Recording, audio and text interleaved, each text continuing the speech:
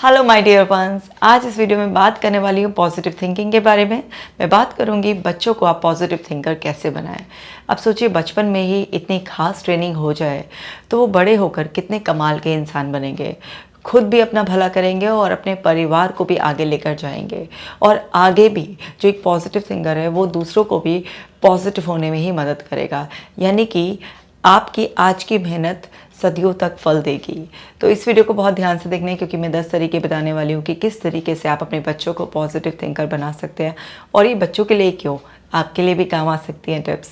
इस वीडियो को हम शुरू करेंगे उससे पहले आप ऐप को डाउनलोड कर लीजिए ताकि आप रोज़ ब्रीदिंग एक्सरसाइज करें और अपने साथ साथ अपने बच्चों को भी बैठाइए और उनके साथ बैठकर मेडिटेशन कीजिए, अफर्मेशंस कीजिए। उनको बहुत ही ज़्यादा हेल्प मिलेगी एक स्ट्रॉन्ग पर्सन की तरह ग्रो करने में। तो चलिए वीडियो शुरू करते हैं जी।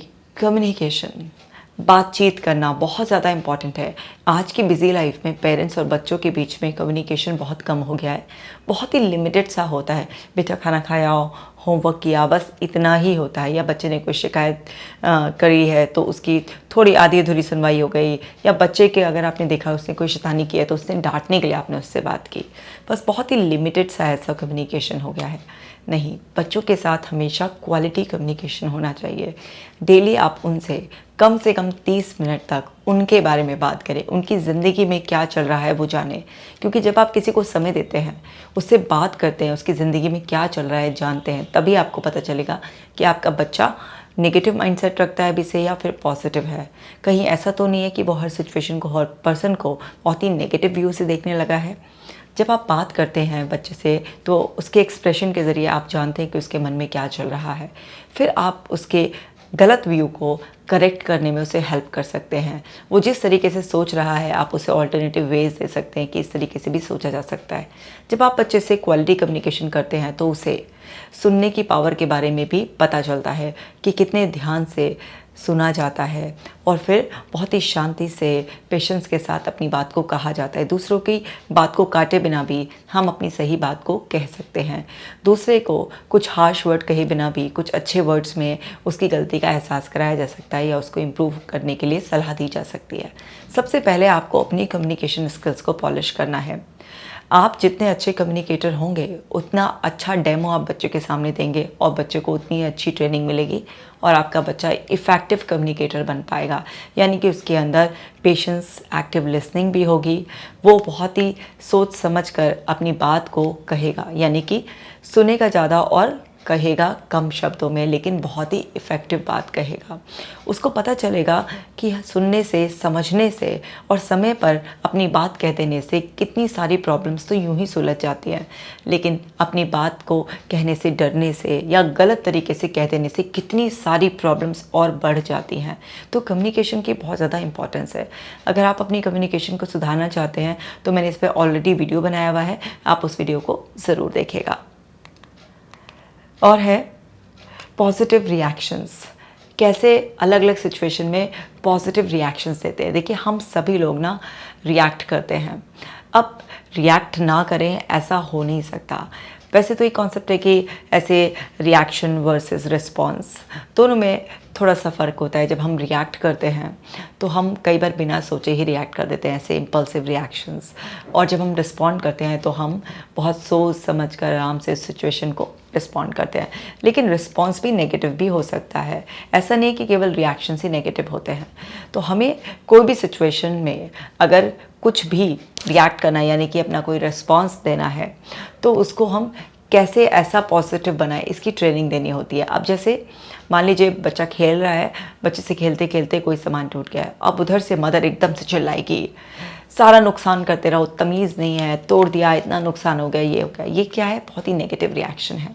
अब आप कहेंगे कि बच्चा इतना नुकसान कर रहा है और हम गुस्सा भी ना करें। अगर आप इस तरीके से किसी भी नुकसान पर बच्चे के ऊपर इतना ज़्यादा गुस्सा करेंगे, आपके इतने ज़्यादा गुस्सा करने से सामान तो जुड़ेगा नहीं, लेकिन बच्चा वो चालाकियाँ ज़रूर सीख जाएगा जिससे कि वो नुकसान कर कर आपसे छुपा पाए। लेकिन आपके पॉजिटिव रिएक्शंस उसको गलती करने से भी बचाएंगे और उसको ऐसा इंसान बनने में भी हेल्प करेंगे जिससे कि वो टॉलरेट करना सीखे जब भी कुछ अनएक्सपेक्टेड सिचुएशन हो, कोई लॉस की सिचुएशन हो। नहीं तो उसकी लाइफ में अगर कोई भी लॉस आएगा किसी भी तरीके का, उसका टॉय टूटेगा या उसकी बात नहीं मानी जाएगी, कुछ भी ऐसा आएगा जो भी अनएक्सपेक्टेड होगा, वो कहीं भी नो सुन लेगा तो वो उस टाइम पर गुस्सा करना और बौखलाना ही सीखेगा। तो यही एग्जाम्पल को बताती हूँ कि अगर बच्चे ने कोई सामान तोड़ भी दिया है तो उस टाइम पर आप समझे अब ये हो गया है, अब कुछ हो नहीं सकता है, तो उस टाइम पर आप उसे पॉजिटिवली रिएक्ट कैसे करें कि बेटा आपको लगी तो नहीं है ये सामान जो टूटा है, सपोज़ कांच का सामान टूटा है तो आपको लगा तो नहीं, आप हट जाओ वहाँ से। और आपने पहले बच्चे को कंफर्टेबल कर दिया कि मम्मी को सामान टूटने से ज़्यादा मेरी परवाह है, और अब आपने उसे अलग कर दिया और थोड़ा साफ़ सफाई करने के बाद आप उसे आराम से बिठाएं कि देखो बेटा नुकसान तो हो गया है ना, हर चीज़ इतनी मेहनत से कमाई जाती है और इसका नुकसान हो गया है, थोड़ा सा अगर आप और देख कर चलते तो ये नुकसान होने से बच जाता, लेकिन मुझे पता है आपने जानबूझ के नहीं किया, ये आपसे हो गया, नेक्स्ट टाइम आप ज़रूर ध्यान रखोगे कि इस तरीके का कोई नुकसान भी ना और आप सेफ रहें। तो इसको कहते हैं पॉजिटिव रिएक्शन। तो जब आप इस तरीके से पॉजिटिव रिएक्ट करेंगे तो उसको पता चलेगा कि मुश्किल सिचुएशंस में भी पॉजिटिव सोचा जा सकता है और पॉजिटिव तरीके से उसे हैंडल किया जा सकता है। अदरवाइज़ आपके रिएक्शंस को वो कॉपी कर रहा है, आप उसे डायरेक्टली बैठाकर ये ट्रेनिंग नहीं दे रहे हैं कि एक काम करना, जब भी किसी से नुकसान हो जाए तो चीखना, चिल्लाना, बौखलाना या तुम्हारी कोई बात ना माने तो तुम ऐसे करना। नहीं, आप उसको हर वक्त इनडायरेक्ट ट्रेनिंग दे रहे हैं, एक डेमोन्स्ट्रेशन जो आपके बिहेवियर से मिल रहा है, बच्चा उससे तैयार हो रहा है। तो बेसिकली ये बच्चों को पॉजिटिव बनाने के लिए मैं आप ही को कह रही हूँ कि आप अपने ट्रेनिंग को, अगर सही नहीं हुई भी है पहले से, तो अब अपने ब्रेन को पहले रीट्रेन करो, क्योंकि अगर आप अच्छे ट्रेनर होगे तभी आप किसी को अच्छी तरीके से ट्रेन कर पाओगे। आगे देखते हैं, ये है हेल्प प्रैक्टिस ग्रैटिट्यूड। हमेशा बच्चों को ग्रैटिट्यूड प्रैक्टिस करना सिखाइए। देखिए, हम सबकी जो ज़िंदगी है वो सहयोग पर चल रही है, सब एक दूसरे को कंट्रीब्यूट कर रहे हैं। अगर आप मटेरियल चीज़ों के लिए भी, लोगों के लिए, ईश्वर के लिए, हर छोटे छोटे एक्शन, किसी भी चीज़ के लिए अगर बच्चे को थैंकफुल होना सिखाते हैं, ग्रेटफुल होना सिखाते हैं, तो वो अपनी हर चीज़ की भी कदर करेगा, इंसानों की भी कदर करेगा, हर चीज़ जो उसको सुख सुविधाएं मिल रही हैं सबकी वैल्यू करेगा। और जब वो वैल्यू करेगा, थैंकफुल रहेगा, तो वो नेचुरली काम रहेगा, नेचुरली पॉजिटिव रहेगा। और जब एक काम और एक पॉजिटिव पर्सन, मतलब वो भले ही एक छोटा बच्चा क्यों ना हो, अपनी छोटी छोटी सी सिचुएशंस जो उसकी लाइफ में आती हैं डे टू डे, चाहे उसकी स्टडी है, कोई कंपटीशन आ गया है, किसी भी तरीके का कोई रिजेक्शन आ गया है, तो ग्रैटिट्यूड से फुल एक पावरफुल सोल हर सिचुएशन को बहुत अच्छी तरीके से हैंडल कर पाती है। तो बच्चों को छोटी छोटी चीज़ों के लिए ग्रेटफुल होना सिखाइए, इससे वो बहुत हम्बल बनते हैं। और जब भी कोई इंसान इतना हम्बल होता है और इतना काम होता है, तो वो हमेशा अपने अंदर खुश रहता है, उसके अंदर एक इनर पीस रहता है। भले ही वो ज़िंदगी में कोई बहुत बड़े बड़े महल ना बना पाए, बड़ी बड़ी गाड़ियाँ ना खरीद पाए, लेकिन वो अपने साथ बहुत ही ज़्यादा खुश होता है। लेकिन वहीं पर जिसको ग्रेटफुल होना नहीं सिखाया जाता, वो लाइफ में कितनी भी मटेरियलिस्टिक चीज़ें इकट्ठी कर लेता है, लेकिन वो हमेशा अशांत रहता है। तो ग्रेटिट्यूड की एनर्जी से अपने बच्चों को ज़रूर भरिए। और देखते हैं, यह है प्रिवेंट नेगेटिव मीडिया एक्सपोजर। आज बहुत दुर्भाग्य है, मैं जहाँ भी अपने आसपास ऐसा देखती हूँ कि माँ बाप अपने आप को फ्री करने के लिए बच्चे के हाथ में मोबाइल पकड़ा दिया या उसके सामने टीवी चला दिया, यूट्यूब खोल कर देख लिया, अरे तो पोएम्स देख रहा है, ऐसे राइम्स देख रहा है, या कुछ हमने सॉन्ग्स लगा दिया है। आपको नहीं पता कि आपका बच्चा क्या क्या देख सकता है, वो भी देख सकता है जो उसके देखने लायक नहीं है, या फिर किसी भी तरीके के ऐसे कोई टीवी सीरियल्स, कोई भी इस तरीके के कार्टून्स जो कुछ नेगेटिव मैसेज देते हैं, उस सब से अपने बच्चे को आपको रोकना है। क्योंकि आपके बच्चे को उतनी समझ नहीं होती है कि उसके लिए क्या सही है, उसके लिए क्या गलत है। कई बार उसके दिमाग में कुछ ऐसी खबर या कोई भी ऐसी चीज़ें वो देख लेता है वीडियो में जो उसके दिमाग पे छप जाती हैं और वो उसको अंदर अंदर परेशान करी होती है, उसे समझ में नहीं आता। और बच्चे कई बार उसको नहीं समझ पाते, नहीं पूछ पाते या डर जाते हैं देखकर। तो ये आपकी ज़िम्मेदारी है कि आप जब अपने बच्चों को गैजेट दे रहे हैं तो वहाँ पर आप सतर्क रहें कि आपका बच्चा क्या देख रहा है। ऐसा नहीं है कि दिया और आप भूल गए, अपने काम में लग गए, अपने आप को फ्री होने के लिए आपने बार बार बच्चे को कोई भी गैजेट दे दिया या टीवी के सामने बिठा दिया। ये बहुत गलत है। आपको बच्चों के साथ बैठकर ही ये सब चीज़ें टीवी पे या मोबाइल पर जो भी चीज़ें आप उन्हें दिखाना चाह रहे हैं उनके साथ एंजॉय करें। तब तक आपका बच्चा थोड़ा मैच्योर ना हो जाए, 14 का ना हो जाए, तब तक आपको इन सब चीज़ों की बहुत ज़्यादा ध्यान रखना है, ताकि कोई भी इन्फॉर्मेशन जाए तो उसकी एज के अकॉर्डिंग ही जाए, जितनी ज़रूरी है उतनी ही लिमिटेड इन्फॉर्मेशन उसके अंदर जाए। क्योंकि इन्फॉर्मेशन जब बहुत ज़्यादा ओवरलोडेड होती है और ख़ासतौर से इतनी नेगेटिव इन्फॉर्मेशन आजकल अवेलेबल है, बच्चे इसीलिए बहुत छोटी सी एज में मैच्योर हो रहे हैं। आज छोटे छोटे 4-5 साल के बच्चे भी ऐसे कहते हुए सुने गए, मेरी किसी को भी वॉमिटिंग आ रही, मेरी मम्मा प्रेग्नेंट हो गई है ना। अब ये 3, 4, 5 साल के बच्चे के मुंह से ऐसी बातें निकलना, आप समझ रहे हैं क्या है ये मीडिया का नेगेटिव इफ़ेक्ट है। तो बहुत सारी ऐसी बहुत सारी चीज़ें होती हैं जो छोटे बच्चों के मुंह से भी आजकल सुनने को मिल जाती हैं, जो कि मतलब पहले कभी शायद 12-15 साल का बच्चा भी इस तरीके की बात नहीं बोल पाता था। तो उस सब से आपके बच्चे की मेंटल हेल्थ ख़राब ही हो रहा है, तो आपको बहुत ज़्यादा सतर्क रहना होता है। और देखिए, एनकरेज द ग्रोथ माइंडसेट। बच्चे को ग्रोथ माइंडसेट आपको डेवलप करने में हेल्प करनी है।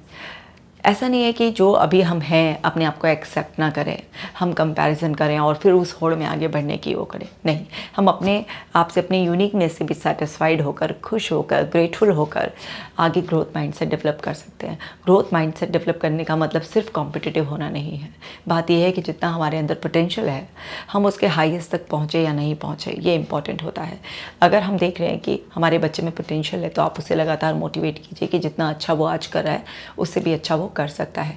आज भी उसकी परफॉर्मेंस अच्छी है, लेकिन उसके अंदर और भी ज़्यादा पोटेंशियल है, और आप उसको मोटिवेट कीजिए कि बेटा आप अपने और बेटर वर्जन बन सकते हो, और लाइफ में हम अपने हाईएस्ट तक ज़रूर जाएं।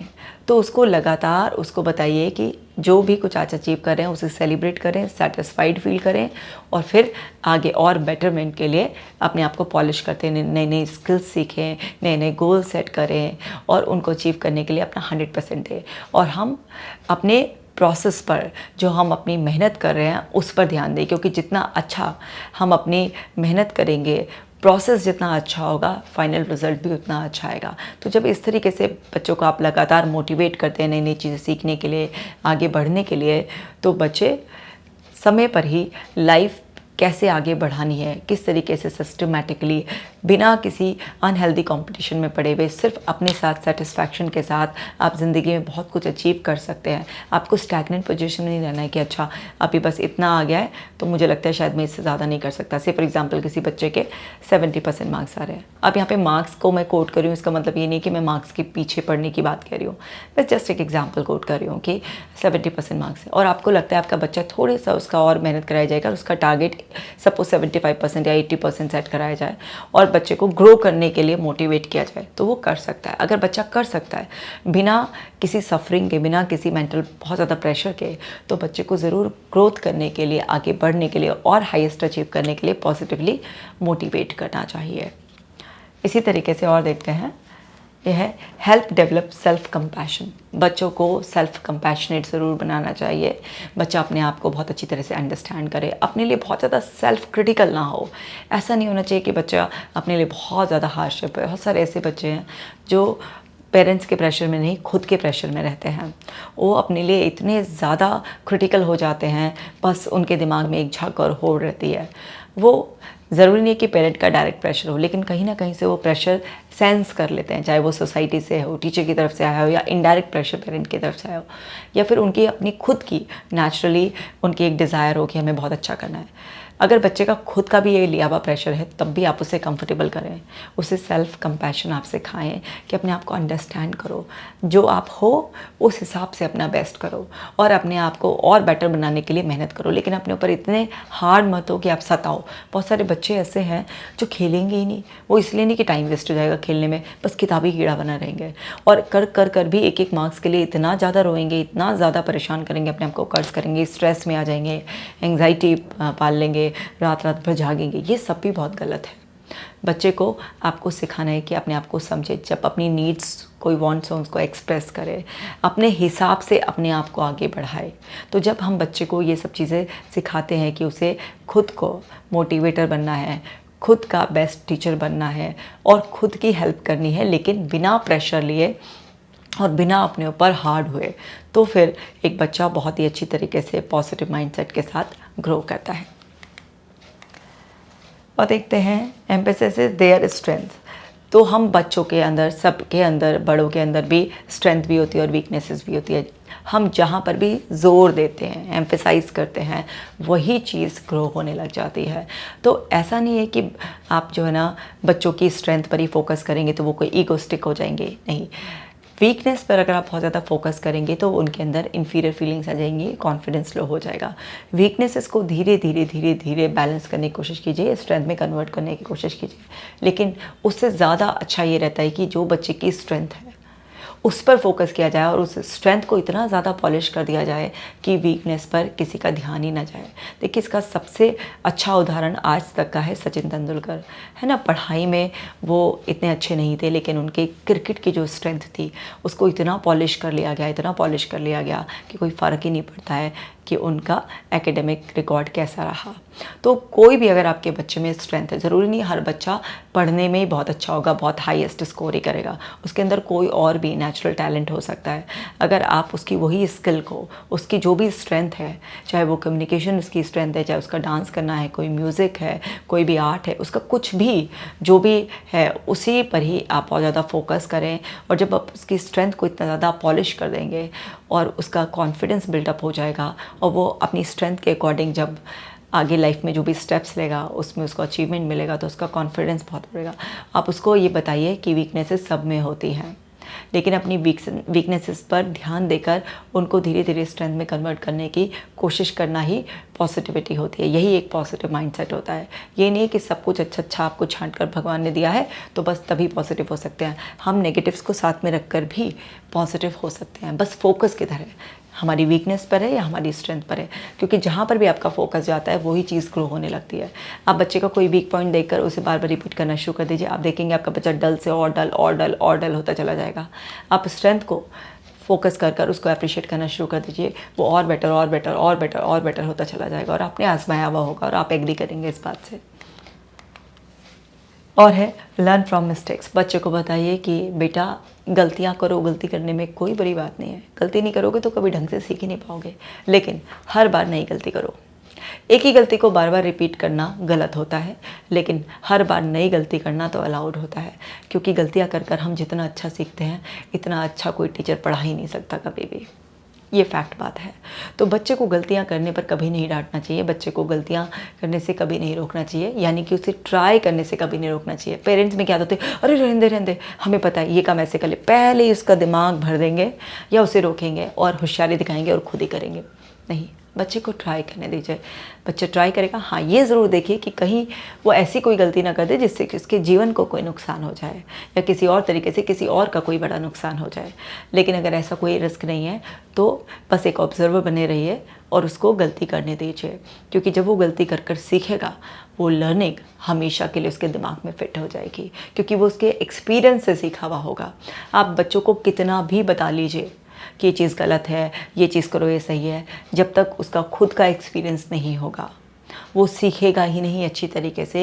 ये कुदरत का नियम है कि हम सब अपने ही अनुभवों से सीखते हैं।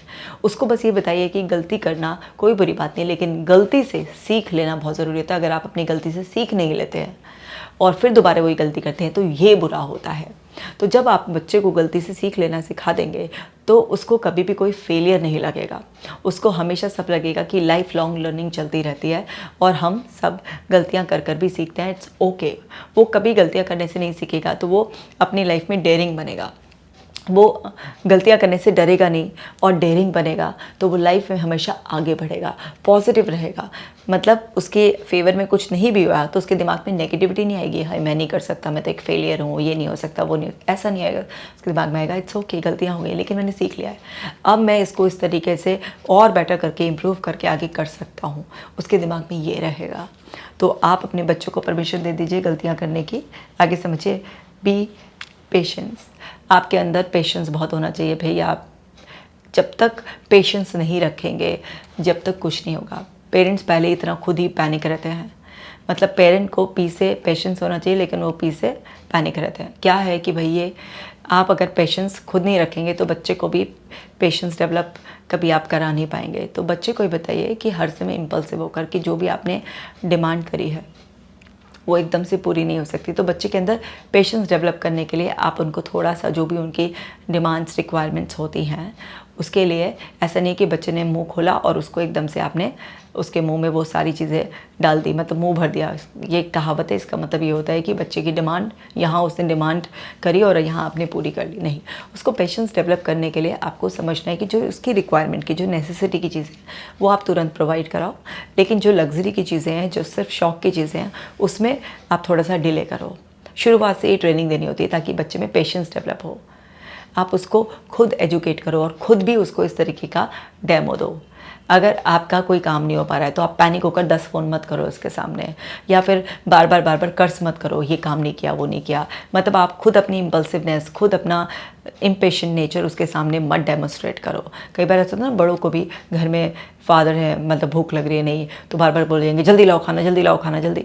अब बच्चे को पेशेंस कैसे डेवलप होगा? वो खुद अपने फादर को, अपनी मदर को इस तरीके से बिहेव करते हुए देख रहा है। तो पेशेंस रखना सिखाइए बच्चे को। आप उनको एक एक्टिविटी कराइए, उनसे आप एक छोटी सी पौध लगवाइए और आप उसको ना बोलिए कि आपको उसको रोज़ पानी देना है, इसको आपको देखना है कि इसको धूप आ रही है नहीं आ रही है, और उसको संडे के संडे जो है ना उसको देखिए कि उसकी मिट्टी को अलट पलट करवाइए, उससे उसकी केयर कराइए और देखिए कि बेटा कितनी लंबी केयर करने के बाद देखो ये ग्रो कर रहा है। अब इसमें जो है ना फ्लावर्स आएंगे, फ्रूट्स आएंगे, जो भी आप उससे पौध लगवा रहे हैं उस हिसाब से। तो ये छोटी सी एक्टिविटी बच्चों को ये सिखाती है कि किसी भी चीज़ को ग्रो होने में टाइम लगता है, तो पेशेंस रखना पड़ता है। ये नहीं कि आज ही आप इसमें बहुत सारा पानी डाल देंगे, बहुत सारा खाद डाल देंगे तो ये कल ही बहुत बड़ा पेड़ बन जाएगा, नहीं। आपको इसकी केयर करनी पड़ेगी, इसको धूप लगानी पड़ेगी, इसमें खाद डालनी पड़ेगी, पानी डालना पड़ेगा और फिर भी पेशेंस रखना पड़ेगा। और आपके उस सब्र का, उस पेशेंस का फल जो आपके सामने आएगा वो बहुत ही अच्छा होगा। तो बच्चा इससे सीखेगा कि लगातार एफर्ट्स डालने के बाद भी पेशेंस रखना पड़ता है और लगातार एफर्ट्स डालने पड़ते हैं, वो भी बैलेंस्ड वे में। ये नहीं है कि आप पूरा का पूरा किताब एक ही दिन में रट्टा मार लोगे तो एकदम से कि अगले दिन आप एग्ज़ाम में टॉप कर जाओगे, नहीं। आपको पूरे साल थोड़ा थोड़ा करके पढ़ना होगा, जिसका एक बहुत ही अच्छा रिज़ल्ट आएगा कि आपके अच्छे मार्क्स आएंगे, आपको नॉलेज अच्छी होगी। तो एक एक्टिविटी से बच्चा बहुत कुछ सीख सकता है। तो ये एक्टिविटी बहुत अच्छी आप अपने बच्चों को करा सकते हैं, उनके साथ कर सकते हैं। आगे देखिए, प्रमोट एक्ट ऑफ काइंडनेस। बच्चों को हमेशा सिखाना चाहिए कि बेटा छोटे छोटे एक्ट ऑफ काइंडनेस आपको डेली बेसिस पर करते रहना चाहिए। तो बच्चों को चाहे वो अपना टिफ़िन शेयर करना हो या फिर किसी भी नीडी की हेल्प करना हो, तो अपने बच्चों के हाथ से ज़रूर आप कुछ भी नीडी बच्चों को जो भी आप चाहते हैं, क्लोथ्स या फिर कोई भी फूड आइटम्स डोनेट करना सिखाइए। अगर कोई बच्चा सिक है, वो अगर स्कूल में एब्सेंट है, तो अपने बच्चे को बताइए कि वो अपनी नोटबुक उसको दे सकता है या फिर उसके काम करने में कोई हेल्प कर सकता है। किसी भी तरीके से छोटे छोटे एक्ट ऑफ काइंडनेस आप उसको सिखाइए, क्योंकि एक्ट ऑफ काइंडनेस जब बच्चों को आप सिखाते हैं तो बच्चा हम्बल रहता है, वो पॉजिटिव रहता है। उसको बताइए कि आप कितने ब्लेस्ड हैं। देखिए इस दुनिया में कितने नीडी लोग हैं, है ना, कितने ऐसे मेंटली फिज़िकली चैलेंज्ड लोग हैं जिनको उतनी ब्लेसिंग्स नहीं मिली हैं जितनी ब्लेसिंग्स आपके पास है। तो बच्चे में बहुत हम्बल और पॉजिटिव एटीट्यूड डेवलप होता है। तो एक्ट ऑफ काइंडनेस भी आपके बच्चे को पॉजिटिव थिंकर बनाता है। तो उम्मीद करती हूँ कि आपको ये समझ में आ गया होगा कि आपको अपने बच्चों को कैसे ट्रेनिंग देनी है, और बच्चों की ट्रेनिंग से पहले आपको अपने आप को क्या क्या करेक्शन करने हैं, किस तरीके से अपनी रीट्रेनिंग करनी है, और परफेक्टली ट्रेन होने के बाद बच्चों को ट्रेनिंग देनी है। इस वीडियो को सभी लोगों के साथ शेयर कीजिएगा, क्योंकि अगर बचपन में ही एक बच्चे की इतनी कमाल की ट्रेनिंग हो जाएगी तो फिर वो बड़ा होकर बहुत ही खास और एक खुशहाल इंसान बनेगा। मैं मिलूँगी आपसे नेक्स्ट वीडियो में। आप अपना खास ख्याल रखिएगा।